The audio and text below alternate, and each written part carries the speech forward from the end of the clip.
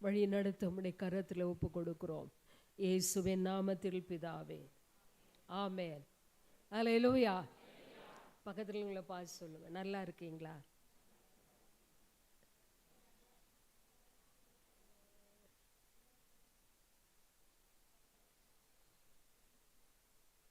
கர்த்தர் நல்லவர். ஆமென்.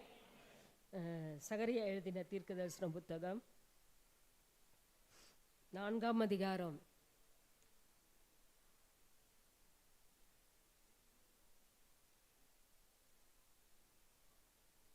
6ஆம் வசனத்திலிருந்து 10ஆம் வசனம் வரைக்கும் நாம் வாசிப்போம்.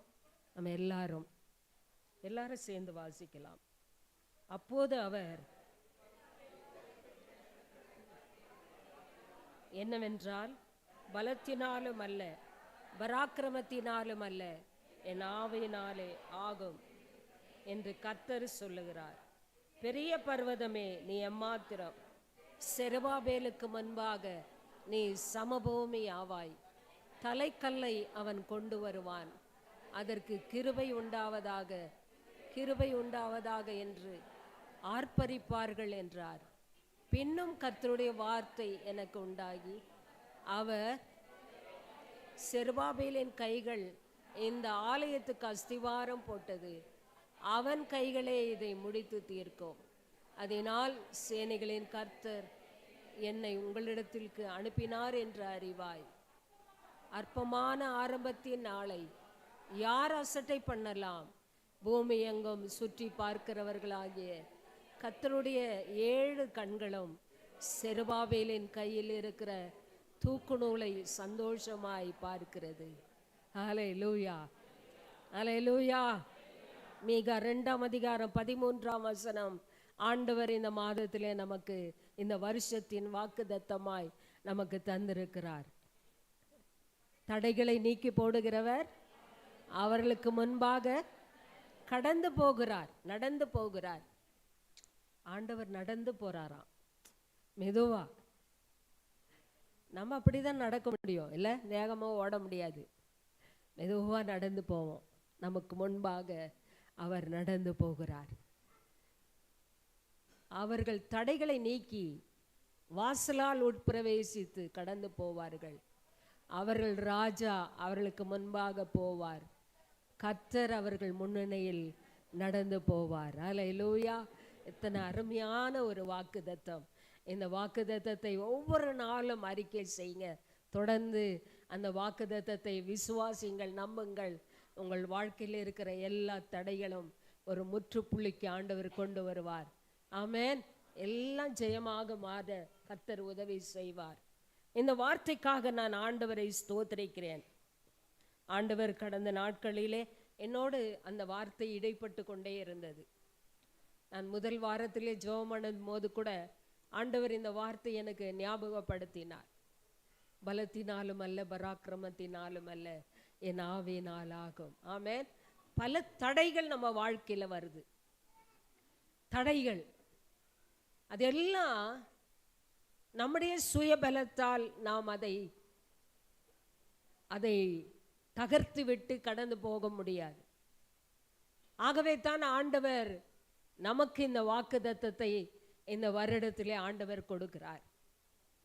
தடைகளை நீக்கி போடுகிறவர் அவர்களுக்கு முன்பாக கடந்து போகிறார். ஆமென். நடந்து போகிறார். சாரி, வார்த்தையை வசனத்தை மாற்றிடக்கூடாது இல்லை? ஆமாம், கரெக்டாக சொல்லணும். ஒரு வார்த்தை கூட நம்ம வாயில் தவறக்கூடாது. கர்த்தர் நல்லவர். ஆமென். ஆமாம். இந்த வார்த்தையை நம்ம வாசிக்கும் போது இங்கே சகரியா தீர்க்கதரிசி காலம் இது. அந்த காலத்திலே ஆலயம் கட்டுவதற்காக ஆண்டவர் இஸ்ரவேல் ஜனங்கள் அடிமைப்பட்டிருந்த இந்த பாபிலோன் தேசத்தில் இருக்கும்போது அவர்கள் மறுபடியும் மீண்டும் போய் எருசலேமிலே ஆண்டவருக்கென்று ஒரு ஆலயத்தை கட்ட வேண்டும் என்று ஆண்டவர் தீர்மானம் பண்ணி கோரேஸ் என்ற மன்னன் மூலமாய் அந்த ஆலயத்தை கட்டுவதற்கு ஆண்டவர் திட்டங்களை கொடுத்தார். அதெல்லாம் அந்த கோரேஸ் மன்னன் மூலமாக அவர்களுக்கு உறுதியாக்கப்பட்டது. அவர்கள் போய் அந்த ஆலயத்தை கட்டி அங்கே அவர்கள் பஸ்காவை ஆசரிக்க வேண்டும். ஆண்டவருக்கு எருசலேமிலே ஒரு ஆலயம் கட்டி தொழுது கொள்வது இஸ்ரவேல் ஜனங்களுக்கு தலைமுறை தலைமுறை தோறும் அது அவர்களுக்கு ஒரு கட்டளையாக இருந்தது, ஆசரிப்பு கூறுவது. அன்றைக்கெல்லாம் சனிக்கிழமை தோறும் ஆண்டவரை ஆராதித்தார்கள். இந்த புதிய ஏற்பாட்டு காலத்திலே நாம் ஞாயிற்றுக்கிழமை ஆராதிக்கிறோம். இது என்ன விசேஷம் என்று சொன்னால், பஸ்கா ஆட்டுக்குட்டி அன்றைக்கே அடைக்கப்பட்டது. இயேசு கிறிஸ்து உயிரோடு எழுந்த 3வது நாளாகிய இன்றைக்கு ஆண்டவரை ஆராதிக்க நம்ம எல்லாரும் கூடி வருகிறோம். புதிய ஏற்பாட்டு காலத்தில் ஆண்டவருடைய பிரமாணம் மாறுகிறது. ஆண்டவர் பிரமாணத்தை மாற்றவில்லை, ஆனால் இயேசு கிறிஸ்துவனுடைய உயிர்த்தெழுதலை வைத்து நாம் இந்த சண்டே ஆண்டவருக்குள்ள ஆசரிக்கிறோம். இஸ்ரவேல் ஜனங்கள் பாபிலோனிலே அடிமைப்பட்ட போது 70 ஆண்டுகள் அந்த பாபிலோன் தேசத்திலே அடிமைகளாக விற்கப்பட்டு போனார், கொண்டு போயிட்டாங்க. அந்த நாட்களிலே எருசலேமில் இருந்த ஆலயம் அது உடைக்கப்படுகிறது, சூறையாடப்படுகிறது, தீக்குளுத்தப்படுகிறது.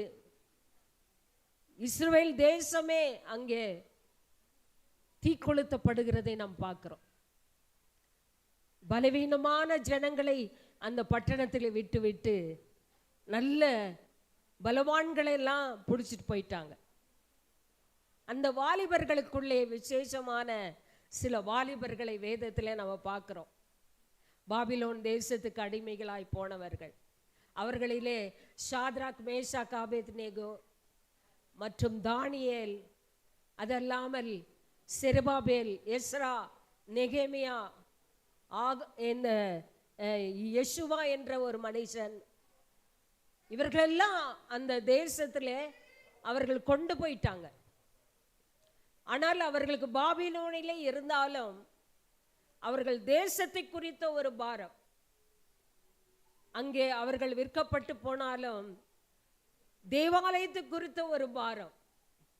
எப்படியெல்லாம் நம்ம அங்கே ஆசரிப்போம், எவ்வளோ சந்தோஷமா இருப்போம், ஆண்டவருக்கு பலி செலுத்துவோம் என்று சொல்லி அந்த ஏக்கத்தோடையே அவர்கள் பாபிலோன் தேசத்திலே 70 ஆண்டுகள் அடிமைகளாய் இருந்தார்கள்.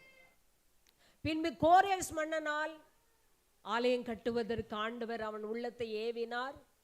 அவன் எல்லா ஏற்பாடுகளும் செய்வதற்கு, ஆலயம் கட்டுவதற்கு அவன் எல்லா காரியத்தையும் உதவி செய்தார். அந்த நாட்களிலே இவர்கள் எழும்பி ஆலயம் கட்டுவதற்காக போறாங்க. போனா அங்க சத்துருக்கள் எழும்புகிறார்கள், ஆலயம் கட்ட முடியாதபடி. இதெல்லாம் உங்களுக்கு தெரியும், ஆனாலும் ஒரு மேலோட்டமாக நான் உங்களுக்கு சொல்லுகிறேன். 70 ஆண்டுகள் பின்பு அவர்கள் போய் அந்த ஆலயத்தை கட்டுவதற்காக அங்கே அவர்கள் பிரயாசப்படும் போது பல சத்துருக்கள் ஆலயம் கட்ட விடாதபடி தடைகளை கொண்டு வந்தார்கள். 14 ஆண்டுகள் மீண்டும் ஆலயம் கட்ட முடியாதபடி அவர்களுக்கு தடை விதி வந்தது. ஆனால் அதுக்கப்புறம் ஆகாய் தீர்க்கதரிசியின் மூலமாய் ஆண்டவர் மீண்டும் ஆலயம் கட்டுவதற்கு ஆண்டவர் பேசுகிறார். பேசின உடனே எல்லாரும் போய் மீண்டும் அதற்கு கட்ட ஆரம்பிக்கிறார்கள். 4 ஆண்டுகளுக்கு அப்புறம் ஆலயம் கட்டப்படுகிறது. அங்கே ஆசரிப்பு பஸ்காவை அடிக்கிறார்கள். மீண்டும் அந்த இடத்துல ஆராதனை துவக்கினார்கள். கைகளை தட்டி ஆண்டவர் அற்புதம் செய்ததை நாம் அந்த இடத்துல பார்க்கிறோம். கைகளை உற்சாகமா தட்டுங்க. எவ்வளவு பெரிய தடைகள்! ஆலயம் கட்ட வேண்டும் என்று நினைத்தால் நிச்சயம் தடைகள் வரும். ஆமென்.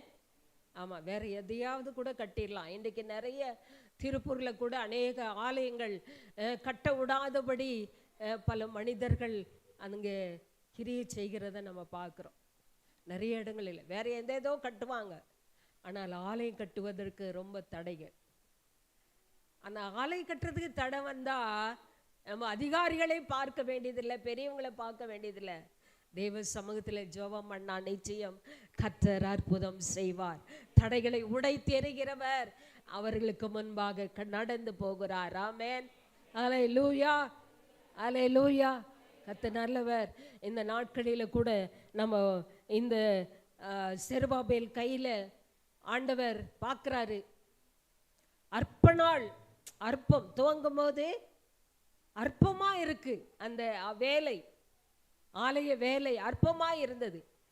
அந்த சகரியா எழுதின தீர்க்கதரிசன புத்தகத்திலே 10ஆம் வசனத்தில் வாசிக்கும் போது, அற்பமான ஆரம்பத்தின் நாளை யார் அசட்டை பண்ணலாம்? ஆரம்பிக்கிறாங்க, அப்பவும் தடை வந்துட்டே இருக்கு. ஆனாலும் ஆண்டவருடைய கண்கள் செருபாபேல் கையில் இருந்த அந்த தூக்கு நூலை பார்க்கிறது. எப்படி பார்க்குது?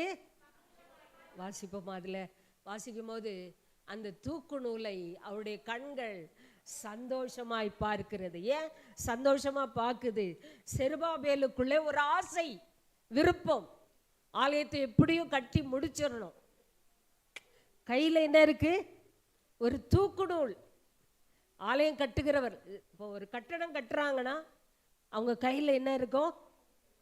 ஒரு மேஸ்திரியை வச்சுக்கோங்க, அவர் எப்பவுமே அந்த தூக்கு நூலை பிடிச்சிட்டே இருப்பார். இல்லை, அடிக்கடிக்கு எடுத்து பிடிச்சி பார்ப்பார். இந்த கல் அவங்க சகோதரர் இருக்கார், அவங்க நல்ல அருமையாக கட்டட வீடுகளெல்லாம் கட்டி இருக்கிறாங்க, அவங்களுக்கு தெரியும் இல்லை? ஆமாம். அந்த தூக்கு நூல் எதற்குன்னா, ஒரு கல் மேலே ஒரு கல் சரியா இருக்கா, லெவலாக இருக்கா, அந்த கல் கட்டப்பட்டிருக்குதா சரியா என்று சொல்லி அவர்கள் பார்த்துட்டே இருப்பாங்க. இன்னொன்று மூளைக்கல் வைப்பார்கள். அந்த மூளைக்கல் கீழே அஸ்திபாரம் போடும் போதே மூளைக்கல்லை போடுவாங்க. அந்த மூளைக்கல்லை போட்டு மேலே மேலே கட்டிட்டு வரும்போது அடிக்கடிக்கு தூக்கு நூலை வச்சு அதை சரி பண்ணி நேராக வச்சு அழகாக கட்டி முடிப்பாங்க. செருபாபேலுடைய கையில் அந்த தூக்கு நூல் இருக்கிறது. அவனுக்குள்ளே வாஞ்சை, ஆலயத்தை எப்படியும் கட்டி முடிச்சிடணும். ஆமென், அல்லேலூயா. பழைய ஏற்பாட்டு காலத்திலே ஒரு ஆசரிப்பு கூடாரம் ஆண்டவர் மோசேக்கும் ஆரோனுக்கும் கொடுத்தார். அங்கே ஆண்டவர் சொன்ன சட்ட திட்டத்தின்படி ஒன்றும் மாறாமல் அந்த ஆலயம், அதாவது ஆசரிப்பு கூடாரம் அங்கே கட்டப்படுகிறது, அமைக்கப்படுகிறது. ஒன்று கூட மாறல. அப்படி மாறி இருந்தா மோசேக்கும் ஆரோனுக்கும் ஆண்டவருடைய நியாய தீர்ப்பு வந்திருக்கும். ஆண்டவர் அங்கே அடிச்சிருப்பார் கூட. ஏன்னா அவருக்கு எப்பவுமே கீழ்ப்படிதல் ரொம்ப முக்கியம், ரொம்ப பிடிக்கும். அவர் என்ன சொல்றாரோ அதன்படி தான் செய்ய வேண்டும். வாயில பேசுங்க, பேசுங்க, நல்லா பேசுங்க. ஆமென். ஆமா, நீங்க பேசணும், நானும் பேசுவேன். ஆமென். ஆமா, அவர் சொல்படி செஞ்சா அவருக்கு ரொம்ப பிடிக்கும். ஒன்றும் மாறல. ஆண்டவர் எப்படிலாம் சொன்னாரோ, பெஸ்லேயிலையும் அகாலியாவையும் வைத்து ஆலயம் நேர்த்தியாய் ஆசரிப்பு கூடாரம் நேர்த்தியாய் கட்டப்பட்டது. ஆமென். ஆண்டவர் எப்படிலாம் சொன்னார் அதன் மாதிரியின்படியே மோசே அந்த ஆசரிப்பு கூடாரத்தை அமைத்தார்.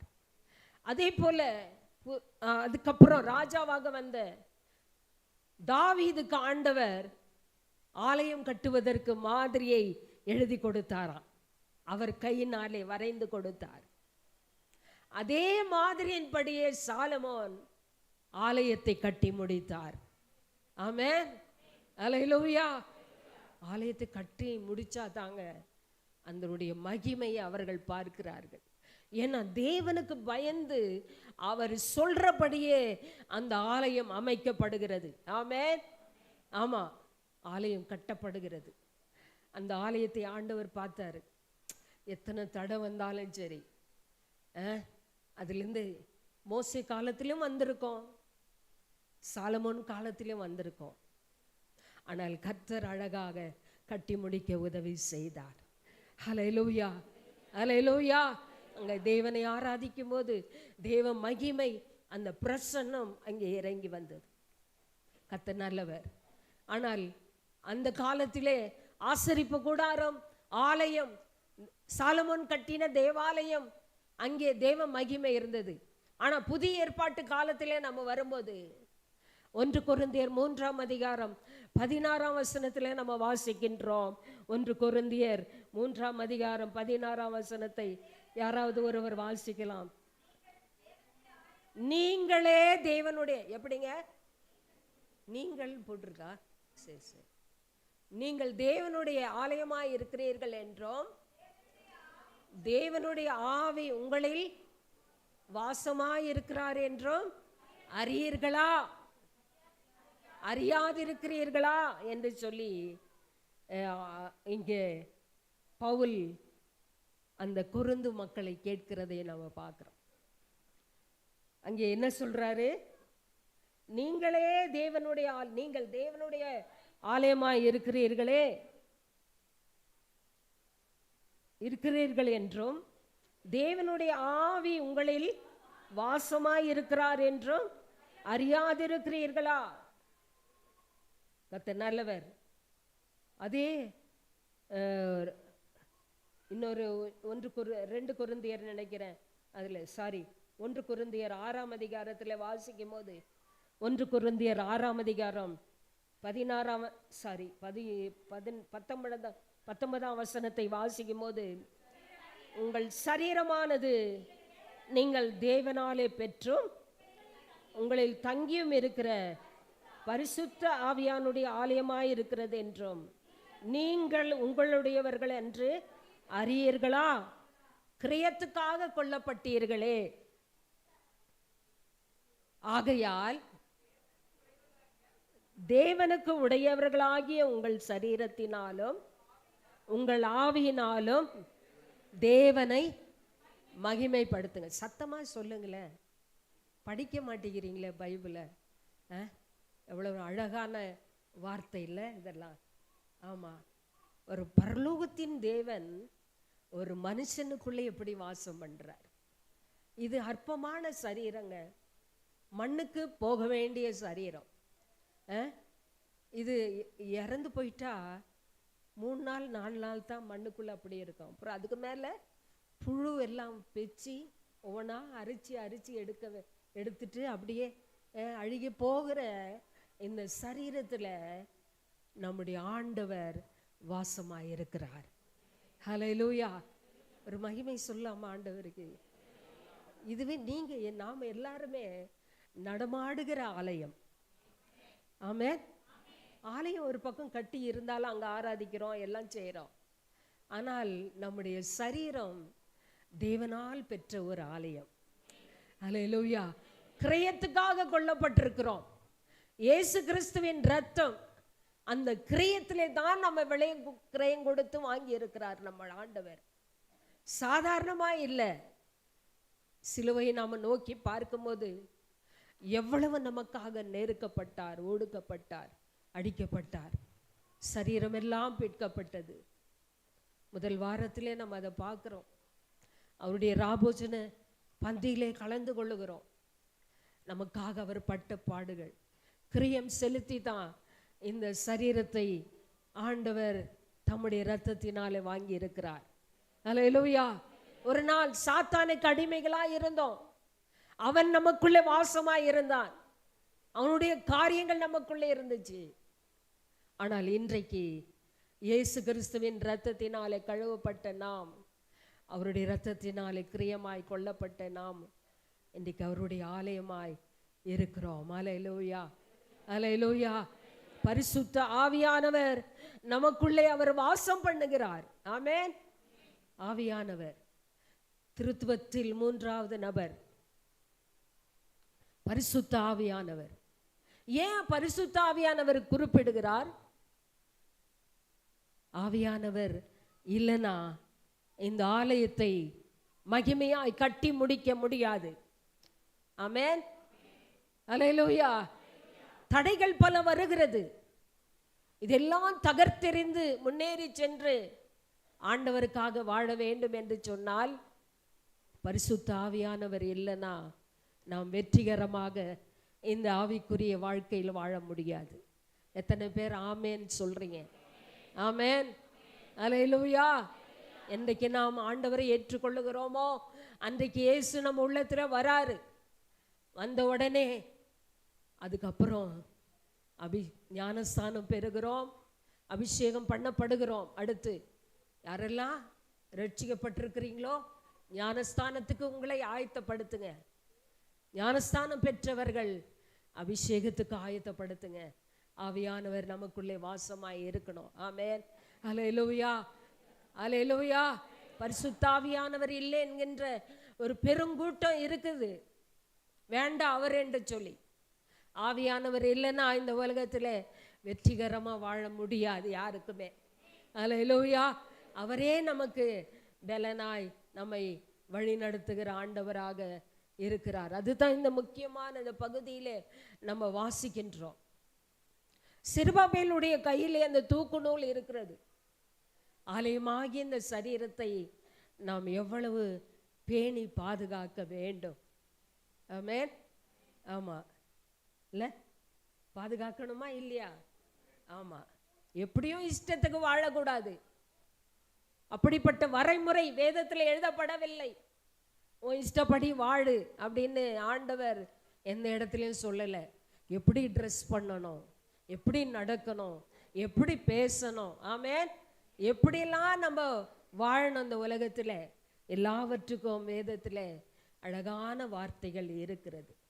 இந்த சட்ட திட்டத்தின்படி வாழும்போது தான் ஆண்டவருடைய கண்கள் நம்மேலிருந்து இந்த ஆலயம் கட்டி, இந்த சரீரமாகிய ஆலயத்தை கட்டி எழுப்பி பூரணமாக தேவ சமூகத்திலே நாம் போய் சேரும்போது ஆண்டவர் நம்மளை பார்த்து சந்தோஷப்படுவார். அல்லேலூயா. நம்ம கிறிஸ்தவத்தில் பார்க்கும்போது இன்னைக்கு ட்ரெஸ் எல்லாம் மாறிட்டு இருக்கு, தலை மாறிட்டு இருக்குது இல்லை? எப்படி உலகத்தில் இருக்கிறார்களோ அது போல சபைக்குள்ளும் அப்படி கொஞ்சம் கொஞ்சமாக அப்படி வந்துட்டு இருக்கு. அதெல்லாம் நம்ம ரொம்ப கவனமாக இருக்கணும் இல்லை? ஆமாம். நம்முடைய சரீரத்தை நாம் நம்முடைய இஷ்டம் போல அதை பயன்படுத்த நமக்கு அதிகாரம் கிடையாது. நம்முடைய சரீரத்துக்கு அதிகாரி ஆண்டவர், பரிசுத்த ஆவியானவர். ஆமென். இந்த புதிய ஆண்டிலே ஒரு தீர்மானம் எடுத்துக்கொள்வோம். ஆண்டவரே, இது தேவனுடைய ஆலயம், இந்த ஆலயத்தை நான் கட்டி எழுப்பணும். இதற்குள்ள அநேக தடைகள் வருகிறது, அதெல்லாம் முன்னேறி சென்று மகிமையாக உமக்காக நான் வாழணும் அப்படின்ற ஒரு தீர்மானத்தோடு நீங்களும் நானும் இந்த புதிய ஆண்டிலே ஆண்டவர் நம்மை கொண்டு போகிறார். நம்மை அர்ப்பணித்து அதற்காக நம்ம வாழ நம்மை ஒப்பு கொடுப்போம். ஆமென். அல்லேலூயா, அல்லேலூயா. தெய்வ பிள்ளைகளே, ஏதோ நம்ம உலகத்தில் வாழ்வதற்காக தேவன் நம்மை அழைக்கவில்லை. இந்த சிறுபாபேலை ஆண்டவர் தெரிந்து கொள்ளுகிறார். ஆண்டவர் சொல்றாரு ஆகாய் தீர்க்கதரிசியின் மூலமாய், சிறுபாபேலுக்கு சொல்லு, நான் உன்னை தெரிந்து கொண்டேன், நான் உன்னை குறித்து ஒரு திட்டம் வச்சிருக்கிறேன். செருபாபேலை குறித்து ஒரு திட்டம் ஆண்டவருக்கு இருந்துச்சு, ஆலயம் கட்ட வேண்டும் என்ற திட்டம். தேவ பிள்ளைகள் ஒவ்வொருவருக்கும் ஒவ்வொருவருடைய வாழ்க்கையிலும் தேவன் ஒவ்வொரு திட்டத்தை வச்சிருக்கிறார். அல்லேலூயா. அதை நிறைவேற்றணும்னா நம்ம சரீரத்தை தெய்வ கரத்தில் ஆலயமாய் ஒப்பு கொடுத்து அவர் என்னெல்லாம் விரும்புகிறாரோ அதன்படியெல்லாம் நம்ம இசைந்து போய் ஆண்டவருடைய மகிமையான காரியத்தை செய்து தேவன் வரும்போது நாம் அவருக்கு முன்பாக நிற்பதற்கு நம்மை நாமே ஆயத்தப்படுத்தி கொள்ளுவோம். கர்த்தர் இந்த புதிய ஆண்டிலே நமக்கு வருகிற அத்தனை தடைகளையும் மாற்ற வல்லவராய் இருக்கிறார். அல்லேலூயா. இந்த சரீர ஆலயமாக இந்த ஆலயத்தை கட்டுவதற்கு நிறைய தடைகள் உலக வாழ்க்கையில நம்ம வாழறதுக்கு எத்தனையோ தடைகள் வருது. திருமண தடைகள், வேலை தடைகள், இல்ல ஒவ்வொரு தடைகளா வருது. அதெல்லாம் நமக்கு ஒரு பெருசா நினைக்கிறோம். ஆனா சரீரத்துக்குரிய, அதாவது ஆவிக்குரிய நிலையிலே நாம அநேக தடைகள் நமக்கு வருது. அதெல்லாம் நீங்க பார்த்து ஆவியானவரை சார்ந்து நம்ம வாழும்போது, ஆவியானவருடைய கரத்தில் ஒப்பு கொடுக்கும் போது அவர்கள் தடைகள் எல்லாம் மாற்றி ஒரு வெற்றியின் வாழ்க்கையை தர வல்லவராய் இருக்கிறார். அல்லேலூயா, அல்லேலூயா. எத்தனையோ காரியத்தில் நம்ம தடைகள் நம்ம வாழ்க்கையில் இருக்கு. சிலர் சொல்லலாம், என்னால் ஜெபிக்க முடியல. சிலர் சொல்லலாம், என்னால் நல்ல பாட முடியல, வேதத்தை தியானிக்க முடியல, ஆண்டவருக்காக பரிசுத்தமாய் வாழ முடியல, நிறைய தடைகள், முன்னேறி செல்ல முடியல என்னால், இதெல்லாம் என் வாழ்க்கையில தடையா இருக்கு அப்படின்ற எத்தனை பேரை நம்ம இங்க அமர்ந்திருக்கிறோம். ஒவ்வொருவருக்கும் ஆண்டவர் பார்த்து சொல்றாரு, உங்க கையில வச்சிருக்கிற தூக்கு நூலை ஆண்டவர் பார்க்கிறாரு. நான் ஆண்டவருக்காக வாழணும், பாவம் செஞ்சிடக்கூடாது, பரிசுத்தமா வாழணும், ஜெபம் பண்ணணும், வேதம் வாசிக்கணும், கனி கொடுக்க வேண்டும் என்ற ஒரு வாஞ்சை நம்ம எல்லாருக்குள்ள இருக்கு. அந்த வாஞ்சையை கர்த்தர் இந்த புதிய ஆண்டிலே நிறைவேற்ற வல்லவராய் இருக்கிறார். ஹல்லேலூயா, ஹல்லேலூயா. நம் ஆண்டவருடைய பிள்ளைகள், நம் ஆண்டவர் பரிசுத்த ஆவியான நமக்குள்ளே இருப்பதினாலே அவர் ஒரு நாளும் தோல்வியின் காரியங்களிலே நம்மை விடாதபடி வெற்றியின் பாதையிலே நம்மை நடத்த அவர் நம்முடைய ஆவிக்குரிய வாழ்க்கைக்கு முன்பாக நடந்து போகிறார். ஆமென், ஹல்லேலூயா. சரீரத்துக்கு எவ்வளவு நம்முடைய தேவைகள் அவசியமோ அதே போல ஆவிக்குரிய தேவைகளுக்கும் நம்முடைய ஆண்டவர் மிக மிக அவசியமாய் இருக்கிறார். ஹல்லேலூயா. ஆகவே இந்த அற்பமான காரியத்தை குறித்து ஒருவரும் கலங்காதீங்க, பயப்படாதீங்க. எப்படி நான் முன்னேறி செல்வேன், எப்படி ஆண்டவர், எப்படி நான் வாழ்வேன், ஆண்டவருக்காக நிற்பேனா, கனி கொடுப்பேனா? வீட்டில் இருந்தால் கனி கொடுக்க முடியல, கோவம் வருது, எரிச்சல் வருது, சண்டை போட தோணுது,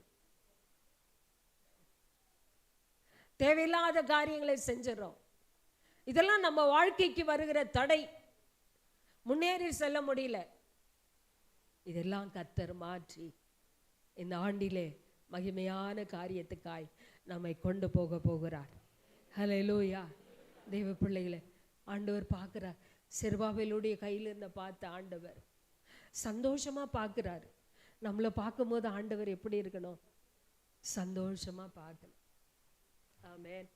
நம் உள்ளத்தில் அப்படி வாஞ்சை இருக்கும் என்று சொன்னால் ஆண்டவருக்காக மகிமையா நான் இருக்கணும், இதிலெல்லாம் நான் அவரை சந்தோஷப்படுத்தணும், இதிலெல்லாம் அவருக்காக வாழணும் அப்படின்னு நம்ம உள்ளத்தில் வாஞ்சியோடு நினைச்சா அவருடைய கண்கள் இந்த பூமி எங்கும் உலாவி கொண்டு இருக்கிறது, அந்த கண்கள் நம்மை பார்த்து சந்தோஷப்படும்படி வைப்பார். ஆமென், ஹல்லேலூயா.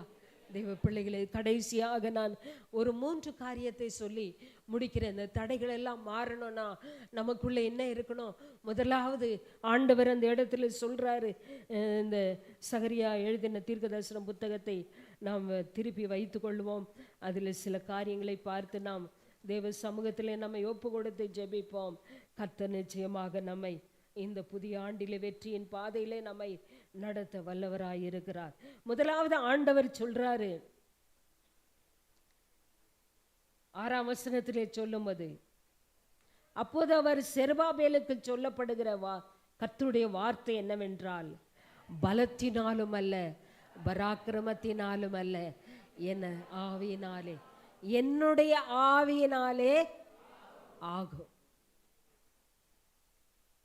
ஆவியினாலே ஆகும். ஆவியானவர் முதலாவது அவரால நம்ம வாழ்க்கையில எல்லாவற்றையும் செய்து முடிக்க முடியும். ஆமென், ஆமென். ஆமா, அன்றைக்கு மரியாள் தூதன் இடத்துல கேட்கிறாங்க, இது எப்படி ஆகும்?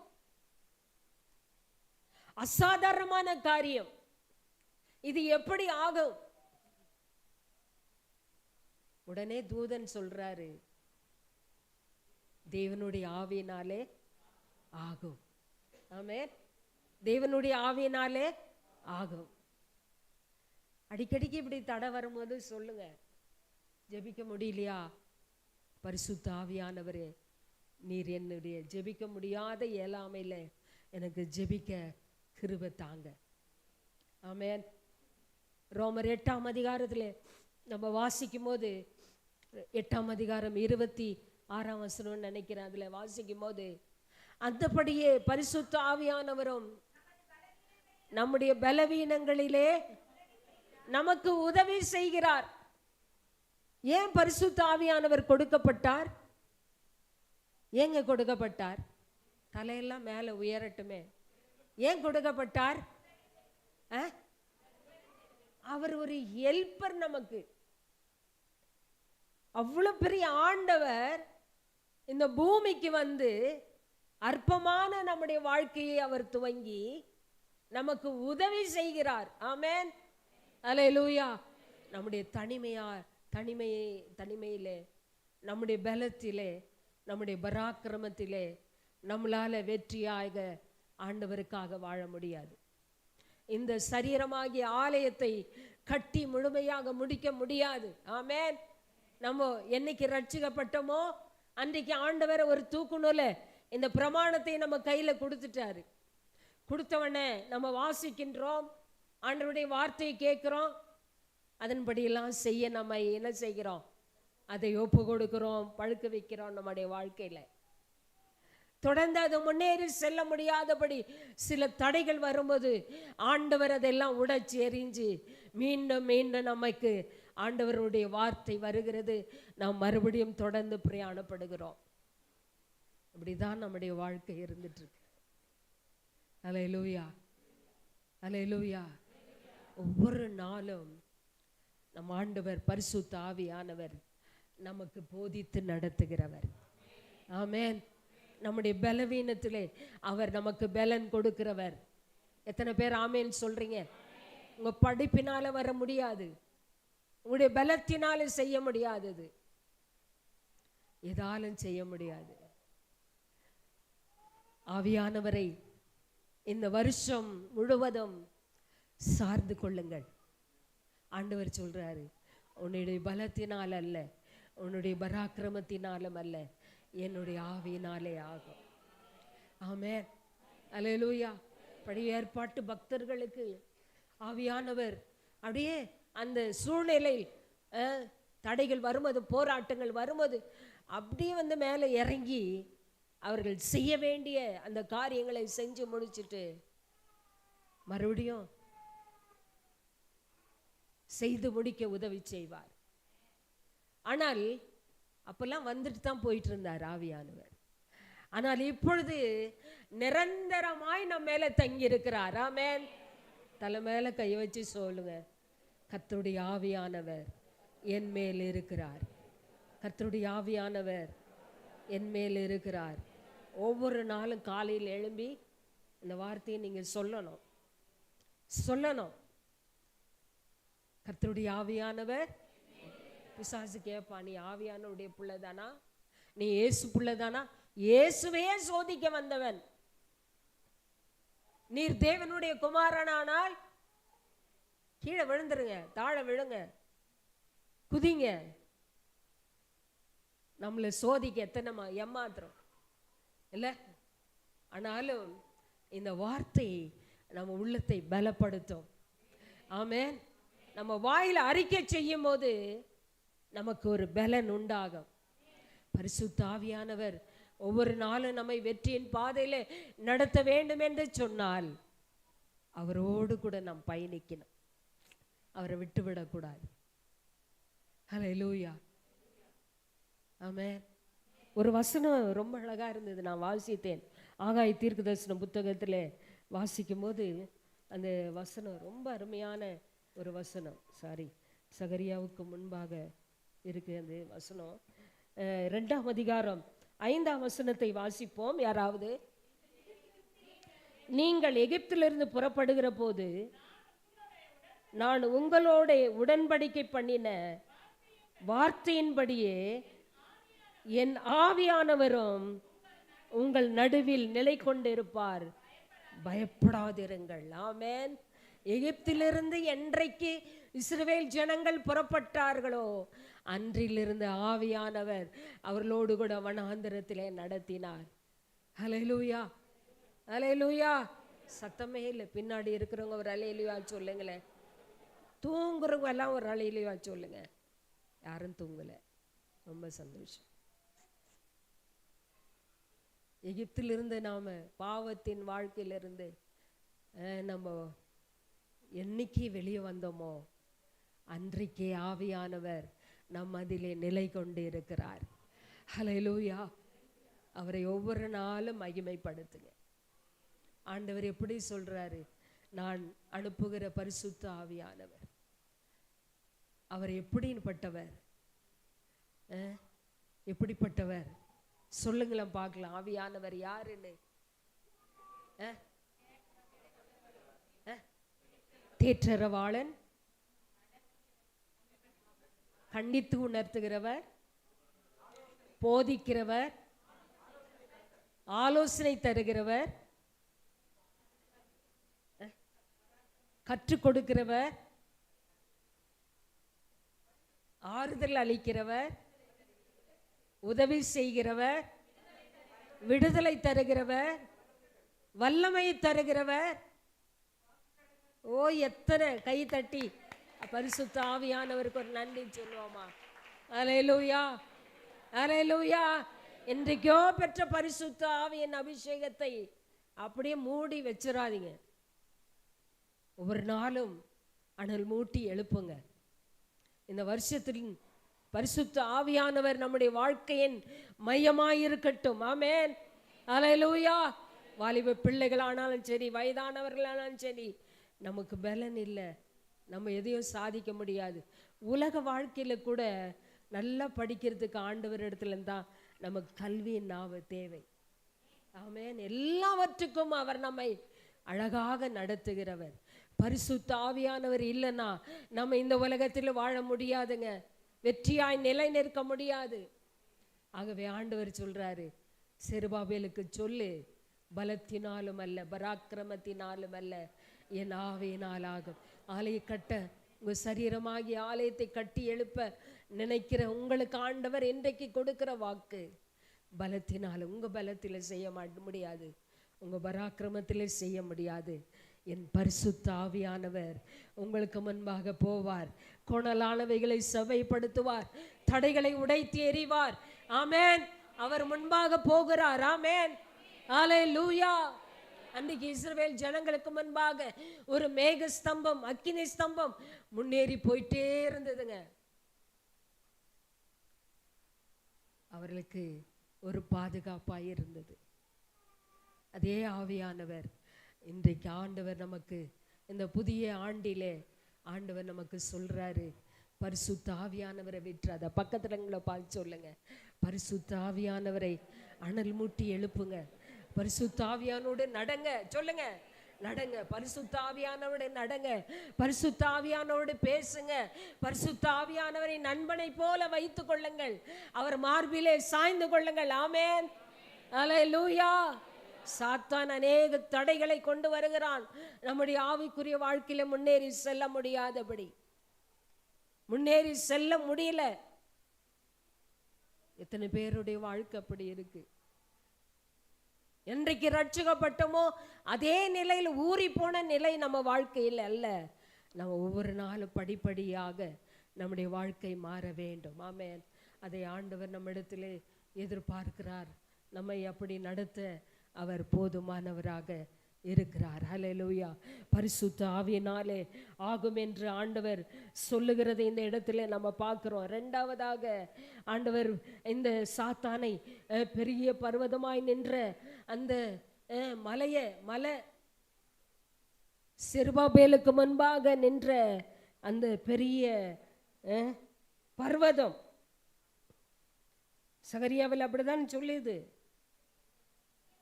பெரிய பர்வதமே நீ மாத்திரம். எல்லாரும் நினைக்கிறோம் இந்த சூழ்நிலை, இந்த ஆவிக்குரிய நிலையில் இருக்கிற தடைகள் அது ரொம்ப பெருசுன்னு நினைக்கிறோம். அப்படிதானே? ஆமா, நிறைய பேர் அதான். ஆவிக்குரிய வாழ்க்கையில தடை வந்துட்டா, சரீரத்துக்குரிய வாழ்க்கையில தடை வந்துட்டா, குடும்பத்திலே அநேக தடைகள் வந்துட்டா, அதை தான் நம்ம பூதகரமா பார்க்கிறோம். ஆண்டவர் சொல்றாரு, பெரிய பர்வதமே நீ எம்மாத்திரம். எம்மாத்திரம். நல்ல ஆவிக்குரிய பிள்ளைகளுக்கு பெரிய பர்வதமா நின்றாலும் பயம் இருக்காது, அப்படியே தாண்டி போயிடுவாங்க. ஆனால் நமக்குள்ளே பயம், திகில், குழப்பங்கள்.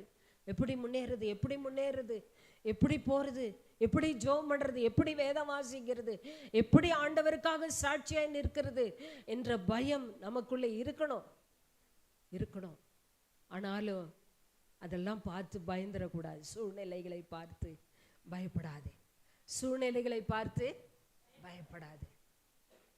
கொந்தளிக்குதுன்னா பயப்படாதீங்க. அந்த படகிலே இயேசு இருக்கிறார். அல்லேலூயா. சூறாவளியை பார்த்து பயப்படக்கூடாது. அதை விட மேலான ஒரு தேவன் நம்மோடு கூட இருக்கிறார். ஒரு நாள் எலிசா தீர்க்கதரிசி கேயாசி எலிசா தீர்க்கதரிசிட்ட வந்து கேட்கிறார், ஐயோ இவ்வளவு பெரிய கூட்டம் நிக்குதே என்று சொல்லி. ஆனால் எலிசா என்ன சொல்றாரு? அவர்களோடு இருக்கிறவனை பார்க்கிறோம் நம்மோடு இருக்கிறவர்கள் அதிகம். அவன் கண்களை திறந்த போது தான் அவன் பார்க்கிறான். மலை சுற்றிலும் பெரிய அக்கினி ரதங்கள், அக்கினிமயமான காரியங்கள் அங்க பார்க்கிறான். தேவ பிள்ளைகளை, நம் ஆண்டவர் எவ்வளவு பெரியவர். தாவீது கிட்ட போய் கேட்டா சொல்லுவாரு, கோலியாத்தை பார்க்கிலும் நம்முடைய ஆண்டவர் பெரியவர். ஆமென். அல்லேலூயா. ஆனா சவுல் கிட்ட போய் பார்த்தா நின்னா, சவுல் ஜெபிக்கிறவனும் இல்லை, கீழ்ப்படுகிறவனும் இல்லை. ஜெபிக்கிறவங்க, வேதத்தை வாசிக்கிறவர்கள், ஆண்டவரோடு நடக்கிறவர்களுக்கு எப்படிப்பட்ட சூழ்நிலை பெருசா தெரியாது. ஆண்டவர் தான் பெரியவரா இருப்பாரு. அல்லேலூயா. சவுலுக்கு பார்க்கும்போது அவன் பெரிய ஆளு, ஆனால் தாவீதுக்கு பார்க்கும்போது நாய். ஏன்னா அவன் சொல்றாரு, சேனைகளின் கர்த்தருடைய நாமத்தினாலே உனக்கு முன்பாக நான் வருகிறேன். ஹல்லேலூயா. தடைகள் வரும்போது அப்படிலாம் சொல்லுங்க. நீ தடை பண்ற என் வாழ்க்கைய, ஜெபிக்க விட மாட்டேங்கிற, போராடுற, என்னென்ன காரியத்துல உங்களுக்கு சில போராட்டங்கள் வருதா, அதை பார்த்து சொல்லுங்க. உன்னை விட என் ஆண்டவர் மிகவும் பெரியவர். அல்லேலூயா. உலகத்தில் இருக்கிறவனிலும் நம் உள்ளத்தில் இருக்கிறவர் மிகவும் பெரியவர். ஆமென். இப்படி சொல்லுங்களேன் நெஞ்ச தொட்டு. ஆமா, குழந்தைங்களெல்லாம் கேட்டா சொல்லும், ஏசப்பா எங்க வாழுறாரு அப்படின்னா இங்க இருக்கிறாரு. ஆமென். இயேசு நம்ம உள்ளத்திலே இருக்கிறார். உலகத்தில் இருக்கிறவனிலும் அவர் மிகவும் பெரியவராகவே இருக்கிறார். ஆமென். இந்த சூழ்நிலை பார்த்து ஆண்டவர் நீ எம்மாத்திரம் செருபாபேலுக்கு முன்பாக சமபூமியாவா? ஏன்? ஆண்டவருடைய ஆவியானவர் அங்கே இருக்கிறார். ஆமென். பரிசுத்த ஆவியானவர் அங்கே இருக்கிறார். நீ தோற்று போக மாட்ட. நீ முன்னேறி செல்வ. ஆலயம் கட்டப்படுவதற்கு நீ எந்த கையினாலே, உன் கையினாலே ஆரம்பித்தேனோ உன்னுடைய கையினாலே அதை முடிப்பதற்கு நான் உதவி செய்வேன். இந்த காலையில் ஆண்டவருடைய வாக்கு உங்களுக்கு வருகிறது. தேவ பிள்ளைகளே, உங்க கையினால இந்த சரீரமாகிய ஆலயத்தை கட்ட ஆண்டவர் கையில ஒப்பு கொடுத்துட்டீங்க. உங்க கையினால தான் இது வெற்றியாய் செய்து முடிப்பார் ஆண்டவர். தடைகள் வரலாம், அதை பற்றி ஆண்டவர் மேல சார்ந்து கொள்ளுங்கள். ஆவியானவரோட துணையோடு போங்க. கர்த்தர் உங்களோடு இருந்து இந்த வருஷத்திலே நீங்கள் எதை நினைத்து ஜெபிக்கிறீங்களோ, ஆண்டவருக்காக என்னெல்லாம் விரும்புகிறீங்களோ, ஆண்டவருக்காக எதையெல்லாம் செய்யணும்னு நீங்க தாகமா இருக்கிறீர்களோ அதெல்லாம் செய்ய ஆவியானவர் உங்களுக்கு கிருபை கொடுப்பார். ஹல்லேலூயா, ஹல்லேலூயா, ஹல்லேலூயா. வெற்றி வாழ்க்கை வாழ உதவி செய்வார். ஆமென். ஆமா. அடுத்ததாக மூன்றாவதாக ஒன்று சொல்றாரு, அதுக்கு கிருபை உண்டாவதாக. செருபாபேலுக்கு முன்பாக சமபூமியாவாய், அதற்கு கிருபை. மேலே வாசிக்கும் போது தலைக்கல்லை அவன் கொண்டு வருவான், அதற்கு கிருபை உண்டாவதாக. கிருபை ஆண்டவர் தருவார். ஆமென். முதலாவது பரிசுத்த ஆவியானவர் நம்மோடு கூட இருப்பார். இரண்டாவது, இந்த பெரிய பர்வதத்தை ஆண்டவர் சமபூமியாய் மாற்றுவார். மூன்றாவது, அவருடைய கிருபை நம்மோடு கூட வரும். ஆமென். அல்லேலூயா. கிருபையினாலே விசுவாசத்தை கொண்டு நாம் ரட்சிக்கப்பட்டிருக்கிறோம். அன்றைக்கு பெற்ற அந்த கிருபை, அன்றைக்கு நம்ம உள்ளத்தில் கிரியை செய்த அந்த கிருபை, இந்த நாள் வரைக்கும் அந்த கிருபை நம்மை பாதுகாக்கிறது, நம்மை வழி நடத்துகிறது. ஆமென். புதிய கிருபையினால ஒவ்வொரு நாளும் நம்மை ஆண்டவர் தந்து நம்மை நடத்துகிறார். ஹல்லேலூயா. போராட்டங்கள் வரும்போது கிருபை நம்மை தாங்குகிறது. பலவீன நேரத்தில் அவருடைய கிருபை நம்மை தாங்குகிறது. ஆமென். ஹல்லேலூயா. மனிதர்கள் எழும்பும்போது அவர்கள் நம்மை சேதப்படுத்த முடியாதபடி அந்த கிருபை நம்மை சூழ்ந்து கொள்ளுகிறது. ஹல்லேலூயா. இந்த கிருபை ஆண்டவர் மாறாதம. ஏசாயா தீர்க்கதரிசன புத்தகம் 54ஆம் அதிகாரம் 10ஆம் வசனத்திலே ஆண்டவர் கிருபையும் சமாதானமும் உன்னை விட்டு விலகாது, விலகாத ஒரு கிருபை.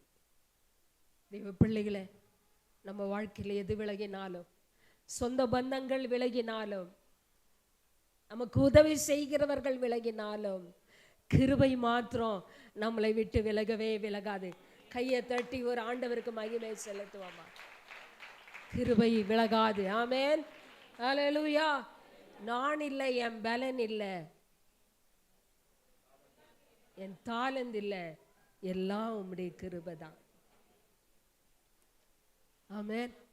இந்த வனாந்திர உலகத்திலே அந்த கிருபைக்காக ஒவ்வொரு நாளும் ஆண்டவரை பிடித்து கொள்ளுங்கள். புதிய கிருபை ஒவ்வொரு நாளும் வேணும் நமக்கு. பழைய கிருபையை வைத்து ஓட்டணும் அப்படின்னு நினைக்க கூடாது. இல்ல, இப்போ மாடலா கார் வருது, செல்போன் வருது, மாடலா ட்ரெஸ் வருது.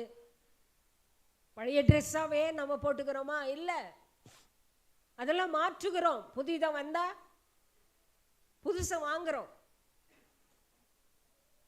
கிருபை மாத்திரம் நம்ம ஏன் அப்படி நினைக்கிறதுல, காலை தோறும் என்னுடைய கிருபைகள் புதிதாக இருக்கிறது என்று ஆண்டவர் சொல்றார். அல்லேலூயா. காலையிலே எழுமுங்க, புதிய கிருபையை ஆண்டவர் பொழிவார். புதிய கிருபை. ஆமென். அல்லேலூயா. எனக்கு ரட்சிக்கப்பட்ட நாளில் இருந்து, ஆண்டவரை ஏற்றுக்கொண்ட நாள், என்னுடைய வாலிப பருவத்திலே இயேசுவை சொந்த ரட்சகராய் ஏற்றுக்கொண்டேன். அந்த நாளிலிருந்து இந்நாள் வரைக்கும் அதிகாலையில் தேடாத சில நாட்கள் இருக்கும். அந்த நாளெல்லாம் எனக்கு நாளாக போகாது.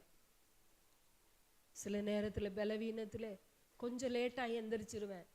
மனசே தாங்காது. ஆண்டவரே, காலையிலே எழும்பலையே, நான் கிருபை இழந்துட்டேனாப்பா இன்னைக்கு, ஆனாலும் என்னை மன்னிச்சு கிருபை கொடுங்க. இந்நாள் வரைக்கும் அந்த கிருபையை பெற்றுக்கொள்வதற்கு நமக்கு தாகம் வேண்டும். பிரியமானவர்களே, வாஞ்சை வேண்டும். ஆண்டவர்கிட்ட அந்த கிருபையை பெற்றுக்கொள்ளுங்கள். நிச்சயமா நீங்க ஒரு நாளும் தளர்ந்து விடாதபடி அந்த கிருபை உங்களை பாதுகாக்கும். அல்லேலூயா. அல்லேலூயா. செருபாபேலுக்கு ஆலயம் கட்டுவதற்கு ஆண்டவர் கிருபை உண்டாவதாக, கிருபை உண்டாவதாக என்று சொன்னார். 2 முறை சொன்னார். ரொம்ப விசேஷம். வேதத்தில் 2 முறை சொன்னா ரொம்ப விசேஷம். கிருபை, கிருபை எது இருக்குதோ இல்லையோ, ஆண்டவருடைய கிருபை நமக்கு வேணும். ஹல்லேலூயா. தெய்வ பிள்ளைகள் அதை வாஞ்சிங்க. காலையில் எழும்பி தெய்வ சமூகத்திலிருந்து அதை பெற்றுக்கொள்ளுங்கள். நிச்சயமா உங்க வாழ்க்கையில கர்த்தர் கூட இருந்து தடைகளெல்லாம் உடைச்சி இந்த ஆண்டிலே மகிமையான ஒரு பிரசன்னத்தோடு உங்களை நடத்துவார். ஹல்லேலூயா. தீர்மானம் எடுங்கன்னு நான் சொல்லலை. தீர்மானம் எடுத்தா அதில் நம்ம நிலை நிற்க மாட்டோம். நிச்சயமா நான் தீர்மானமே எடுக்க மாட்டேன் எந்த வருஷமும். ஏன்னா எடுத்து அதில் வெயில் ஆனது ரொம்ப நாட்கள். ஆகவே அந்த நாட்களில் என்னால் முடியும். ஆனால் சில நாள் எங்கேயோ போயிட்டோம்னா வேதத்தை வாசிக்க முடியாது, அது தவறிடும். ஆனாலும் தீர்மானம் எடுக்காமல் ஆண்டவரோடு கூட உறுதியாய் நின்று நான் செய்யணும். ஆண்டவரே, எனக்கு கிருபை தாங்க, எனக்கு பலன் தாங்க, அபிஷேகத்தை கொடுங்க ஆண்டவரே. இந்த ஆண்டிலே அதிகமாய் அதை பிடித்து கொள்ளுங்கள். கர்த்தர் வாழ்க்கையில் இருக்கிற தடைகள் எல்லாம் நீக்கி ஆண்டவர் முன்னேறி செல்ல ஆண்டவர் உதவி செய்வார். ஆமென். அல்லேலூயா, அல்லேலூயா. கடைசியாக உன்னை சொல்லி முடிச்சுறேன். ஆண்டவர் இந்த கிருபையை மோசே கொடுத்தது போல, தாவீது கொடுத்தது போல, தாவீது கருளின நிச்சயமான கிருபைகளை உங்களுக்கு அருளுவேன் என்று ஆண்டவர் சொல்லி இருக்கிறார். ஆமென். தாவீதுக்கு எவ்வளவு கிருபை இருந்தது. ஆமென். ஆண்டவர் அந்த கிருபையை நமக்கு நிச்சயமாய் கொடுத்து நம்மை நடத்துவார். கடைசியாக உன்னை சொல்லி முடிச்சுறேன். ஆகாய தீர்க்கதரிசன புத்தகத்திலே ஆண்டவர் சகரியாவுக்கு ஒரு வார்த்தை சொல்லுகிறார். சாரி, 2ஆம் அதிகாரத்தில் 23ஆம் வசனம் வாசிப்போம்.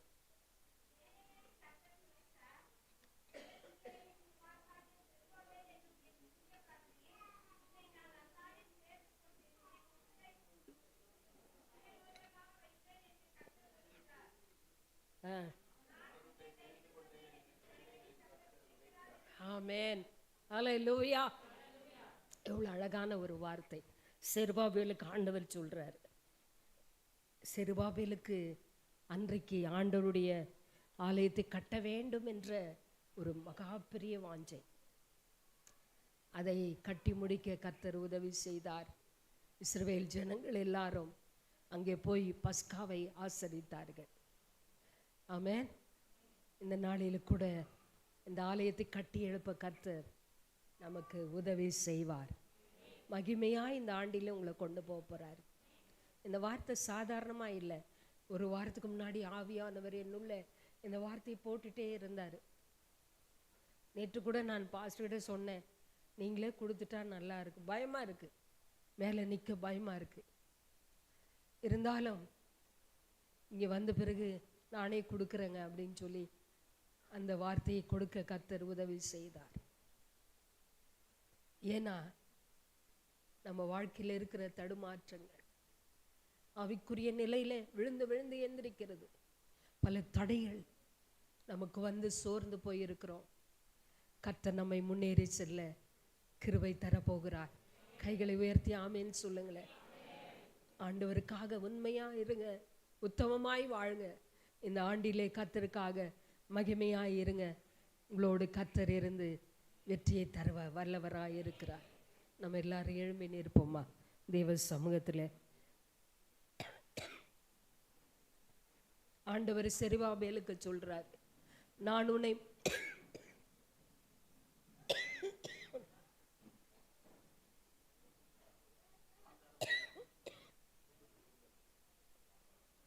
முத்திரை மோதிரமாக வைப்பேன். ஆண்டவர் உங்களுக்கு ஒரு அதிகாரத்தை கொடுக்கிறார். அந்த அதிகாரம் வானத்திலும் பூமியிலும் சகல அதிகாரம் படைத்த ஆண்டவர் உங்களை ஒரு அதிகாரம் கொடுத்து உங்களை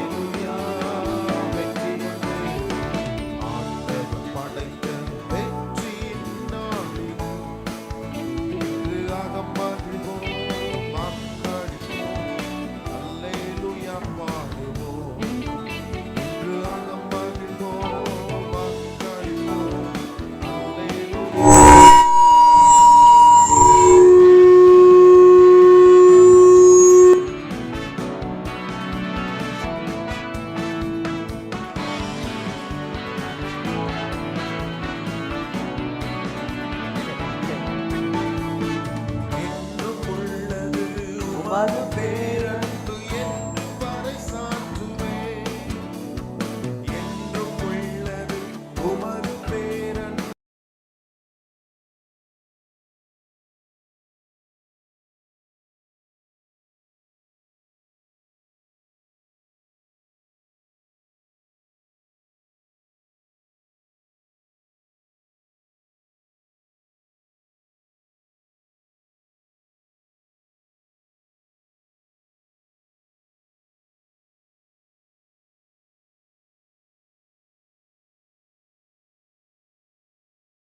ஜீவவழி செல்வோம். ஆண்டவர் படைத்த வெற்றியின் நாளிது.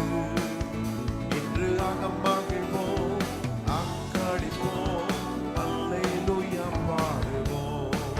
இன்று அகமகிழ்வோம், அக்காடிப்போம், அல்லேலூயா பாடுவோம். எல்லாரும் கரங்களை தட்டி ஹalleluya. பரலோக பிதாவே, இந்த ஆசீர்வதிக்கப்பட்ட காலை வேளைக்காய் ஸ்தோத்திரம். ஆண்டவரே, எந்த கை தூக்கு நூலை பிடித்ததோ அதே கையினால் கட்டி தீர்க்க வேண்டும் என்று நீர் பேசியிருக்கிறீர். உம்முடைய பிள்ளைகளை கொண்டே அந்த அற்புதத்தை செய்ய போறீங்கப்பா. ஆண்டவரே, வேற யாரை அல்ல, எங்களை தான் நம்பி இருக்கிறீர். எங்களை பலப்படுத்தி இருக்கிறீர் ஆவியானவரே. ஹalleluya. எங்களுக்கு முன்பாய் இருக்கிற பெரிய பர்வதமாகிய தடைகளை கர்த்தர் தகர்த்து போட நீர் வல்லவர். உம்முடைய பிள்ளைகளுக்கு நீர் முன் செல்வதற்காக நன்றி. அவங்களுடைய குடும்ப வாழ்க்கையில, பிசினஸ்ல, தனிப்பட்ட வாழ்க்கையில எப்படி பெரிய பர்வதம் போல இருக்கிற பிரச்சனைகள் எல்லாம் ஆண்டவரே, பர்வதங்கள் எல்லாம் மெழுகு போல உருகுவதாக. ஓ தேவ பிரசன்னத்துக்கு முன்பாக ஒன்று நிற்க முடியாது என்று அறிந்திருக்கிறோம். ஆவியானவர் இந்த நாளிலே நம்முடைய பிள்ளைகளை பலப்படுத்தினதற்காய் ஸ்தோத்திரம். கர்த்தருடைய வார்த்தை கொடுத்த பாஸ்டமாவை இன்னும் அநேக ஆயிரங்களுக்கு ஆசீர்வாதமாய் பயன்படுத்துங்க. இந்த செய்தி கேட்ட ஒவ்வொருடைய வாழ்க்கையிலும் கர்த்தர் நம்முடைய பிள்ளைகளுக்காய் யுத்தம் செய்வீராக. எங்களுடைய சொந்த பலத்தை நாங்கள் சார்ந்திருக்கவில்லை ஆண்டவரே, எங்களுடைய ஆண்டவரே போராயுதங்களை சார்ந்திருக்கவில்லை, ஆவியானவரை நாங்கள் சார்ந்திருக்கிறோம். ஆகவே கர்த்தர் எங்களுக்காய் நீர் கிரியை செய்ய நம்முடைய செயல்களை எல்லாம் எண்ணி நாங்கள் துதிக்கிறோம். ஆண்டவரே, வந்த ஒவ்வொருவரையும் சமாதானத்தோடு ஆசீர்வாதத்தோடு நீர் அனுப்புவீராக. பலவீனத்தோடு வந்திருக்கிற ஒவ்வொருவரை தொட்டு சுகமாக்குவீராக. எல்லா வியாதிகளை கடிந்து கொள்கிறோம். அல்லேலூயா. கடந்த நாட்களே பிரயாணத்திலே கூட இருந்து சுகமாய் பட்டணத்துக்கு நீ கொண்டு வந்ததுக்காய் ஸ்தோத்திரம். அவளுக்கு நல்ல வேலை கிடைக்கட்டும், நல்ல வருமானத்தை கட்டளையிடும், தடைகள் எல்லாம் நீங்குவதாக. அந்த வீட்டுக்குள்ள தேவ பிரசன்னம் இருக்கட்டும், சத்துருவின் கிரிகள் எல்லாம் அழிக்கப்படட்டும். ஆண்டவரே, தொடர்ந்து நீர் கிரியை செய்வீராக. துதி கன மகிமை எல்லாம் உமக்கே செலுத்துகிறோம். மீட்பர் இயேசுவின் இனிய நாமத்தில் பிதாவே. என் ஆத்துமாவே கர்த்தரை ஸ்தோத்திரி, என் முழு உள்ளமே பரிசுத்த நாமத்தை ஸ்தோத்திரி. என் ஆத்துமாவே கர்த்தரை ஸ்தோத்திரி, கர்த்தர் செய்த சகல உபகாரங்களை மறவாதே. ஆமென். நம்முடைய கர்த்தராகிய இயேசு கிறிஸ்துவின் கிருபை, பிதாவாகிய தேவனுடைய அன்பு, பரிசுத்த ஆவியானுடைய ஐக்கியம் இந்த ஆராதனையில் பங்கு கொண்ட புதிதாய் வந்திருக்கிற யாவரோடும் சதா காலமும் நிலைத்திருப்பதாக. எல்லாருக்கும்